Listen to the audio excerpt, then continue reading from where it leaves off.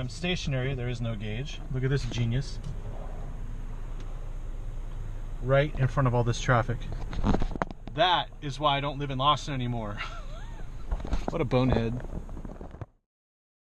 It's kind of gloomy out. It's a little cloudy. I know I got my gloomy hairdo here mainly because, well, it's just like a boring Saturday. You'd think it is actually, because I'm here at the Audi dealer and I'm in the A4 section. On the lot here is something that is quite unique. It is something you wouldn't expect, because in the A4, S4, A5, S5 lineup, people have always chastised Audi for their recent shortcomings, being that, oh, you can't get one in a manual. The misconception I had was that it was the A4 Ultra front-wheel drive was only available in a manual. But here we are at the Audi dealer, and as much as the A4s all look alike, this one stands out. And that's because if we open the door, you notice something in there? Do you see that? It's a manual. Something else you'll see, Premium Plus, Quattro. That's right, an A4 Quattro manual. Let's get in.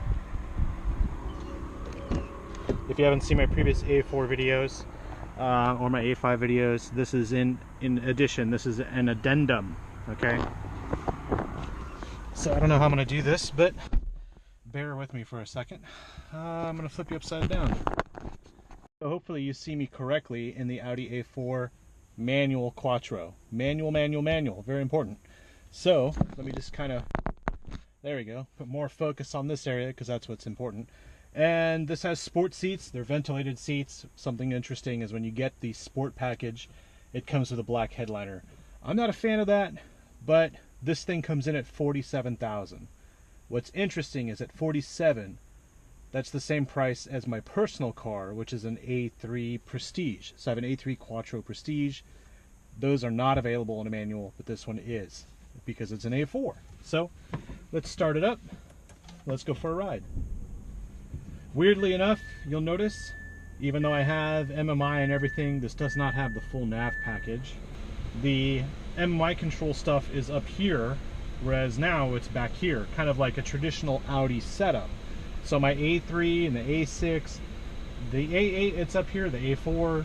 There's all sorts of different ways they've configured it now. It's not necessarily the same, but for the A4, there are two configurations. MMI behind the stick is a new configuration, although it's more of the traditional configuration. If I haven't confused you already, that's fine. That's confusion with Audi is kind of normal, so deal with it. Also, another weirdness, you'll see I have drive select. Allows me to change the mode of the vehicle. It doesn't really matter in a manual except for the steering, and if you had an adjustable suspension, which we don't because it's an A4. So maybe the exhaust sound. Let's see. Let's go to menu, and we will go to vehicle, and we will see individual. So we can configure individual, engine, and steering. This is kind of what I like about a manual. I am in full control here. So let's hit the road. We're going to keep it in dynamic. Why not? I'm going to turn the fan speed down so you can hear me a little bit better. We have an electronic parking brake, and we are off in first gear in a Quattro, manual Quattro A4. I do like the sports seats. They are larger than the A3 seats, obviously. And let me just drive out of here real quick. What I really want to do is give you a driving impression, not of the A4, but of the A4 manual.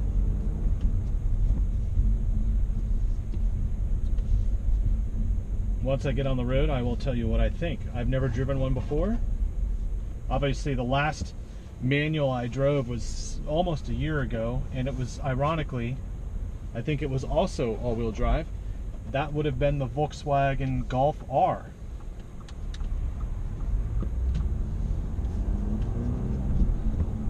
Cold engine, cold clutch, so I'm not going to take it too hard right here.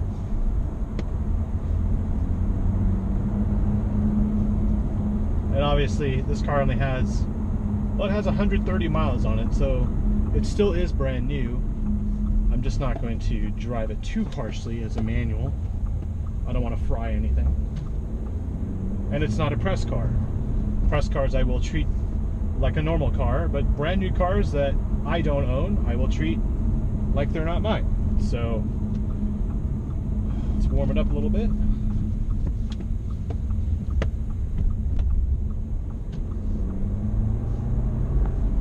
It's odd, you know, I get to switch gears when I want to switch gears in an Audi. I feel like I have full control here. That's a good thing. And obviously this new A4 has a great cockpit design, technology, all that. That's a different discussion. But as far as ride quality, it's the same as all the other A4s. The only exception here is the manual. So I definitely can tell you, people complain about turbo lag. In the manual here, I can kind of subvert that by changing gears in advance without using the paddles, because it's obviously, being a manual, there are no paddles. Even in dynamic mode though, I do say the steering feels a little light when you're relying on a manual gear change. It's kind of a weird setup. And that squeaking sound you hear probably is my my foot on the brake pedal. Apparently the bottom of my shoe is not as tacky as I'd like it to be, so you're going to hear a little squeak, but that makes no difference. I'm going to move the camera a little bit, give you more first perspective here.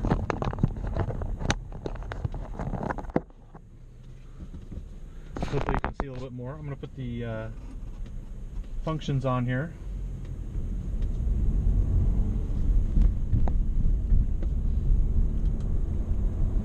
I'm going to put it in auto.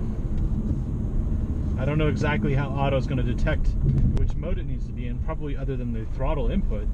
Should be an interesting setup. Obviously I can see which gear I'm in down here in the instrument cluster, but only when I'm moving. So when I'm stationary, there is no gauge. Look at this genius. Right in front of all this traffic.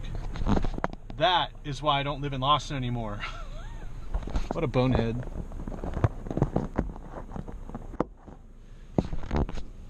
Anyway, back to where I was. When you are in a gear, it doesn't tell you what it is unless you are moving. And then, you know, I would definitely suggest getting the navigation. Whoops. I would definitely suggest getting navigation because I don't like Android Auto. Something else too is it has auto stop start, but not when your foot's on the clutch.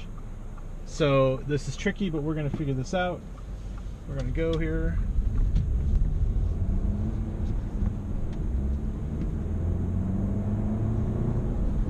So when you're driving normally, it seems to be like an easy gear change. I'm changing just before 3,000 RPM, but I'm not getting a surge. There's no wave of acceleration. I'm sure that's fine. Let's make a right turn here. Downshifting. I don't think there's much of a there's not much of a, what would you say, benefit to downshifting at these low speeds. You can't take advantage of the engine braking. There's no brake torque effect going on. It's a very easy car to drive at city speeds right now. Everything seems to be a little light-footed, so to speak. It's a notchy gearbox though. Everything here feels very notchy, but it does have 100 miles on it. So let's take this intersection again.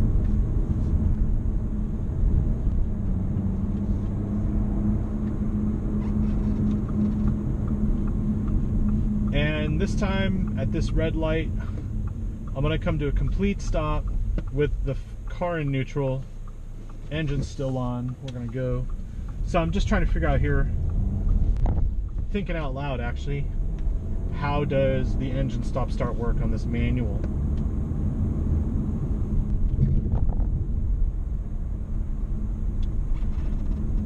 This car feels like the size of the old school 5 Series BMW back from the 90s.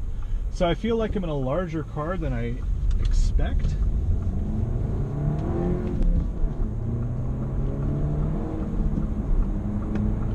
So when you get above 4,000 RPM, it does have a nice feeling there of torque from the turbo.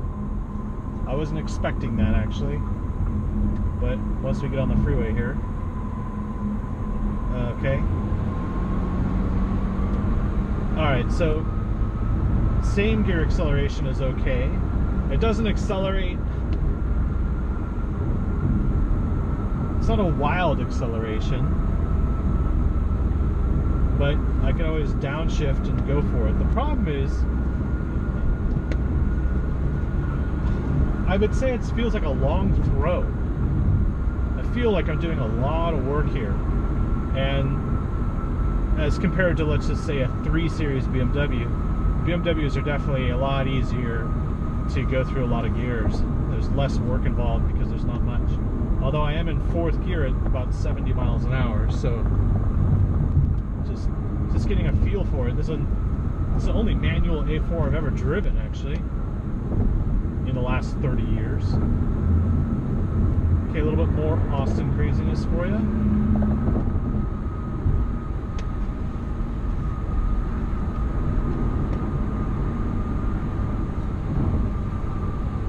Another reason to leave.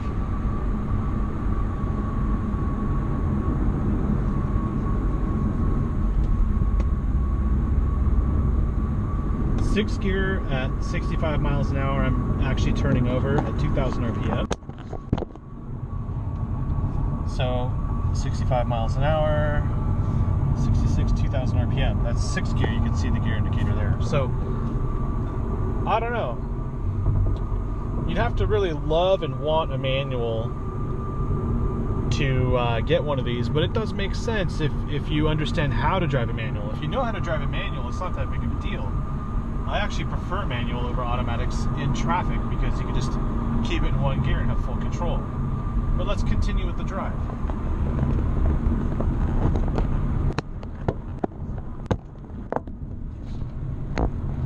Okay, hopefully you can see enough here. I can downshift. Let's go to 4th. Throw on some of the power. I mean, it lays it down, but you just don't feel it. You see it, obviously. The other thing too to consider with this manual is you cannot hear the engine. It is so quiet in here.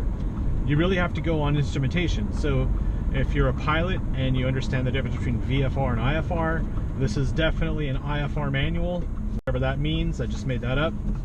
I'm sure you'll understand what I'm talking about. You can't hear it.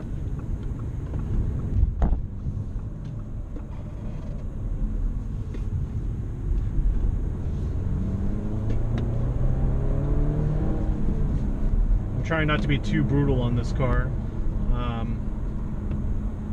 Hey, all right.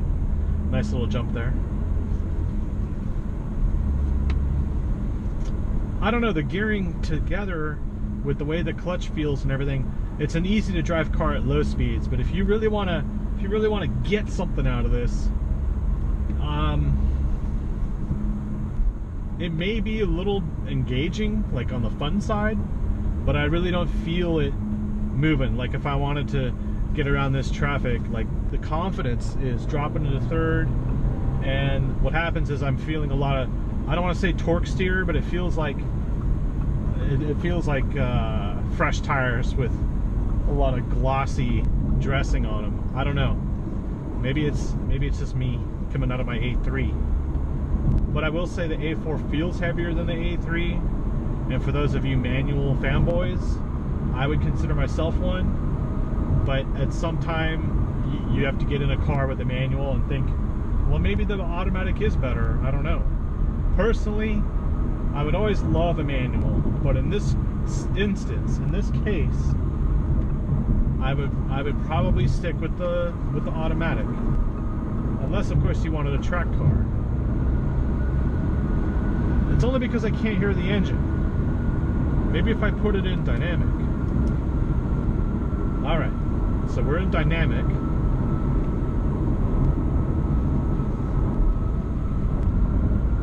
The other thing too is you can get the A5 Coupe. The dealer doesn't have one, so I can't drive one today, but you can get an A5 Coupe in a manual. And I would think maybe that would be a little louder, a little bit more engaging, because the A5 I drove didn't feel like an Audi at all. It felt more like a BMW. So I think if you're looking for a manual, drive the A4 and then drive the A5 if you can find one. These are definitely unicorns though. That's the main reason why I'm making this video. It's not a full-on review, but it's just like, hey, here's a manual, let's see what it's like. There's one available. Drive it. This is probably the only Audi I haven't driven, actually. I've driven everything but a manual. So yeah, this I think checks off all my boxes as far as Audis go.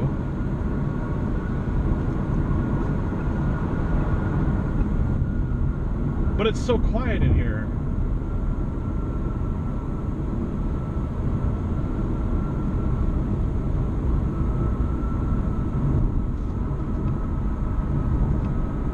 Like going from 6th to 5th feels like I'm not really getting an advantage. So I have to go from 6th to 4th to really get some passing power out of it. Of course, that's the rev range here and the power band in the rev range.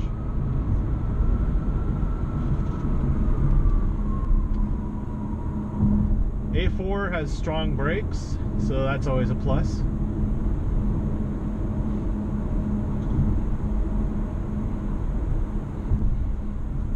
And so with the stronger brakes, the heavier car feel, the manual, the bigger seat, and it's the same price as an A3 Prestige that I have, and it's a quattro, you know, really it comes down to the engagement level. How engaged do you want to be with your daily commute? Or maybe this is going to be a track car, kind of an expensive proposition from the get-go, but I think you understand what I'm saying, no?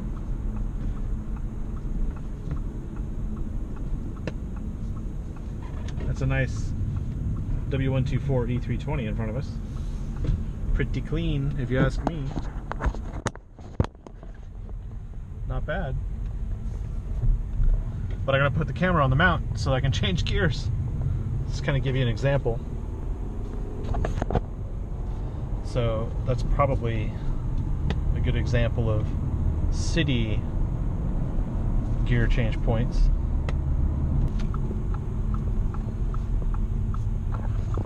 Okay, this railroad track's right there, so once I can figure out if it's clear, yep.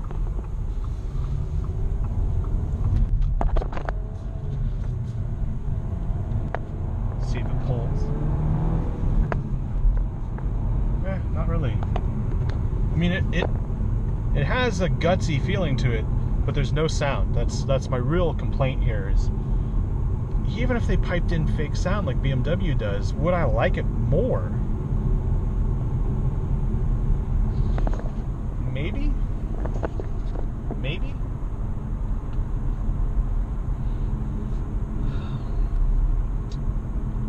Let me know what you think. If you've driven a 3 Series BMW and a manual A4, which one did you end up with? Or which one did you like most?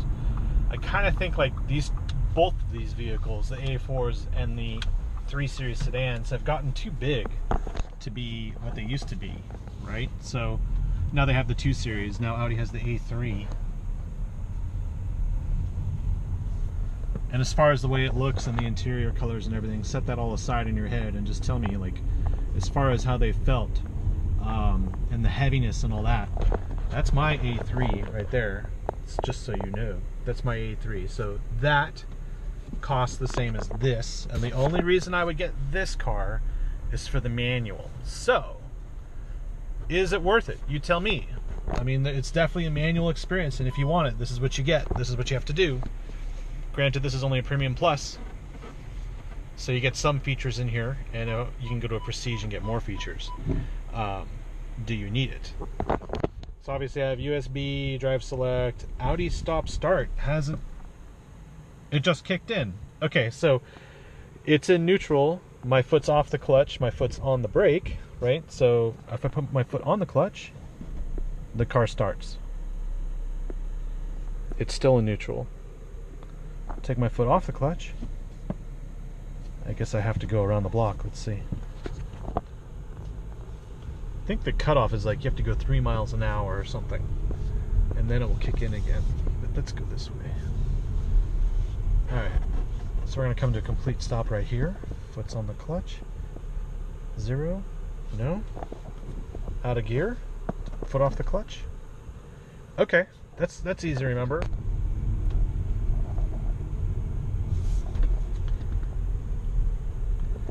Okay, so we're coming to a stop. Foot's on the clutch, foot's on the brake. Put it in neutral. We're still stopped. Take my foot off the clutch.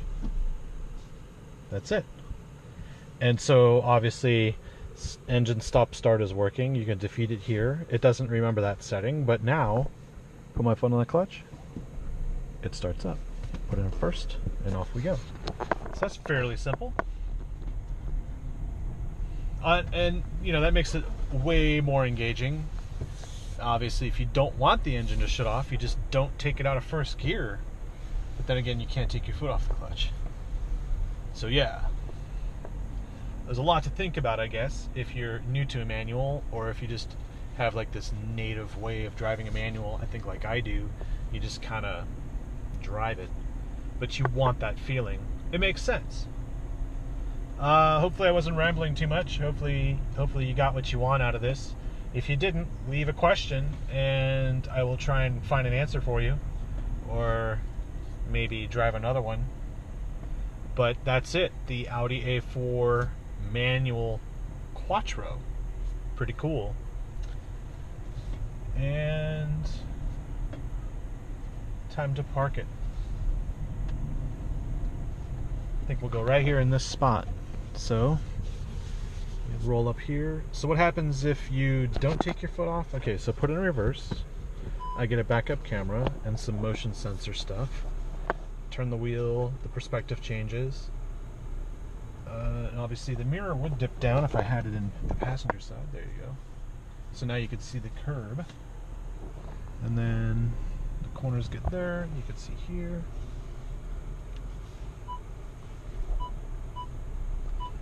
The clutch feels really light. It engages like your typical VW clutch, like not necessarily at the very top, but definitely within the last 2 inches of travel. Put the parking brake on. And once I take my foot off the clutch, the car's off anyway. And then there's, of course, my cooled seats. So it's far more luxurious in certain ways than my A3. My A3, though, has adaptive cruise and virtual cockpit, and it has GPS, and it has a bigger sunroof than this, right? But this has a manual, bigger seats, cooled seats, or ventilated seats, drive select, because it has the sport package, and the sport bolsters, but they're the same price. So which one would you have? The manual A4 or the Prestige A3, which feels a little lighter and is obviously a little more tossable? These both have Bang & Olufsen. I mean, it's not bad. If you want to have a manual, this is what you would get. So what do you think? Not bad. Thanks for watching.